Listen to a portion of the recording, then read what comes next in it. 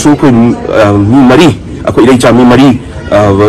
lay tabasi tasay na makuta kulay pa ibanate icham na haibadi tabak suzaraga tasay na sidi ako igi forces miyam lay naman nina ngaksen birani ko haibagi wakalwanda magi no machara tanda yadam nina icham na miyon na kaizadan na haitar icham na lay zaba makoy gi tabak suzari ngaita makoy bu pharaga tamtina kuki terrorist sina hatok piba haibase tasay na aragadi makoy sa si sumunong siyawe mo di sa haibe yadre sa digi sa tide duna ay ko su ay request story bugi media mang gichinaw su kuki ni chingna ba haibu wa haito topi to haibi ganu because aduna lady se kuki terrorist kitani kuki terrorist na halibani ilay cha sinse aduna kuki ni chingna ba haibu wa haito haibi ganu kuki terrorist ni abu ko sinse baru pun mutat kadabani maram di kadi mahal matamda external aggression ne haibasi khangabani sophisticated kulai pairaga manipur imali bak se sida lady ba yene ni sin ilay cha sinse hatok kani haibagi wakal lo lere haibase mipun kudi makhangabani alang machabu khangabani adudi hausi si nunti gi sum ni siba akoigi ni siba sum de genocide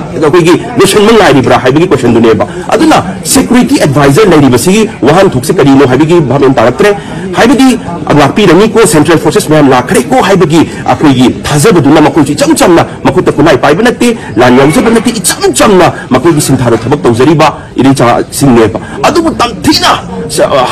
happy ba haibase tasena hargadi akoi security advisor akoigi